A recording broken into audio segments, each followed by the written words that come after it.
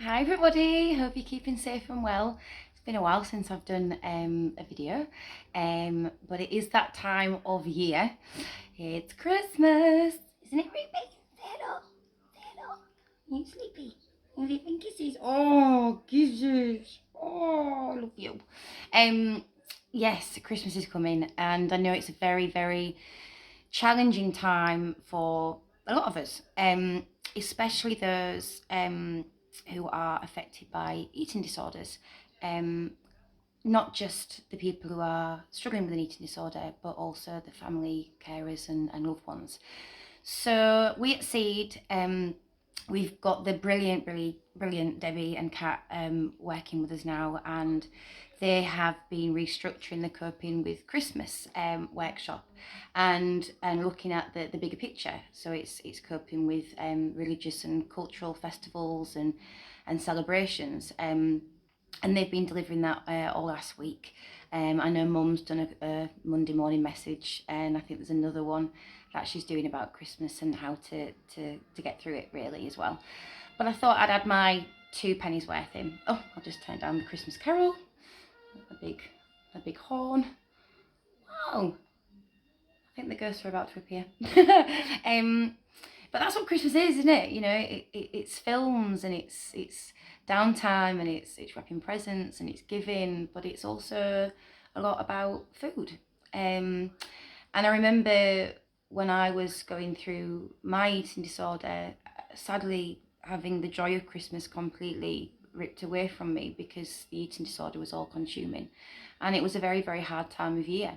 And it doesn't matter what kind of eating disorder you are struggling with, you know, whether it's OSFED or overeating or bulimia or anorexia or ARFID, you know, it affects all of the people who are struggling with various eating disorders in different ways, of course.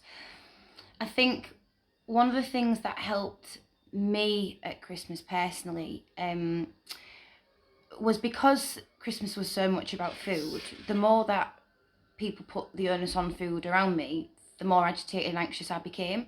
So we used to pre-plan. So mum and dad and I, and even though obviously I've got siblings, we tried to sort of keep them separate away from the eating disorder, because it's very easy for your loved ones who live in the same family unit to get kind of lost along the way. So we were very mindful that we would do our planning together, and we'd go through what was expected of the day and what the routine might be, because as we know, an eating disorder, one of the ways to manage it, I believe, is having a routine and structure in place, and knowing, and it's the unknown that is the scary bit. So we'd go through the day and we'd be like, okay, so around 11 o'clock, so and so will come round and we'll probably have a glass of this, but you don't have to, Gemma, but that's what's going to happen. And then about 1 o'clock, dinner will be served, but we can pre-plate your food, or you can just enjoy and feel relaxed. No eyes are going to be on you, but that's what time it's happening. And you know, we'd go through the full day, and then you know, we'd look at Boxing Day, and if we were invited to a friend's house, it was up to me that day if I felt able to go. There was no pressure, but that was what was going to happen. At 6 o'clock on the night, mum and dad would be going to, more often than not, our next door neighbours. And whether I wanted to come or not, it was always discussed openly with our lovely next door neighbours as to the fact that I might not be there, but I might be there. And by planning and structuring and knowing what was ahead, that really helped me, and it helped my family. But also having that kindness and understanding from my parents and from our family and friends around, even if they didn't understand what an eating disorder was or what it was like to go through it, they were accepting that I might be there, but I might not, and that it was no slant on them, but it was just a decision that I needed to make for myself to get through. And that really helped as well.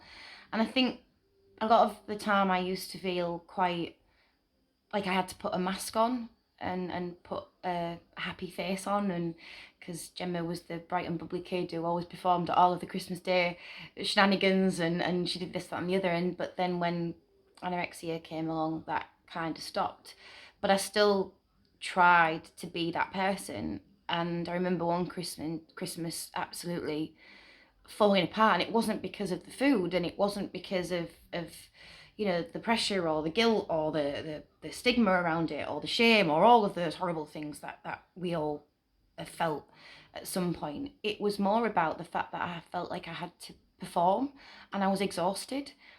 And it's okay not to perform. It's okay to be quiet. Being quiet doesn't mean you're being boring. In actual fact, the eating disorder probably magnifies it in your head, thinking everybody's looking at you, you're being miserable, everybody's looking at that girl in the corner who's not talking, who's not, and actually disorder, well, they're probably not. It's Christmas. They're having nice conversations. They're having nice time. Don't heighten it. Don't make a catastrophe of it when actually it doesn't need to be. So I don't know if a few of those things have helped, but I think pre-planning, not having that pre-pressure and judgment, letting it all go, having conversations, being completely open and honest and upfront about what you're feeling, but also what your partner or your sister or your mum and dad or whoever it is that you live with might be feeling. And if you live on your own, the expectation to go to a friend's house. I know it's very different this year, and equally has a lot more challenges because of the situation that we are potentially in. But it's just one day of the year. That's it. And it's not about food ultimately. I think these last 2 years have really redefined our perceptives around Christmas, and I know mine have been this way for many, many years, but Christmas to me is about family, and it's about loved ones, and it's about a moment to just be, and you're okay to just be. You're not working that day. Well, some of you might be, but like if you've got that freedom and flexibility to just have the day off, and whether you've got an eating disorder or not, just to be in the moment and enjoy and not have any expectations. So I really hope that's helped. And through the year, we're always here for you. Especially at Christmas time, and the aftermath of Christmas can be very difficult for a lot of people. So we'll be back up and running and open from the 3rd of January. But you do know that if there's anything you need that is urgent, nobody gets turned away. So please just all look after each other. Be kind.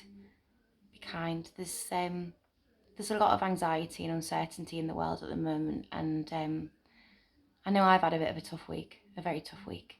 And I think for me, kindness has got me through it. Kindness and love, and knowing that you're not alone. And I know I'm not alone. I'm very, very lucky. I'm very, very lucky to have an amazing family, an amazing friendship and support group.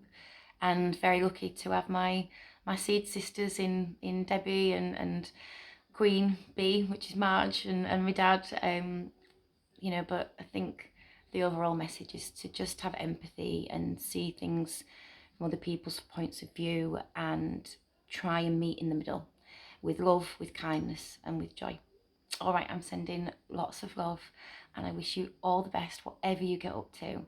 But remember, you've got this, we've got this, and you matter. Lots of love.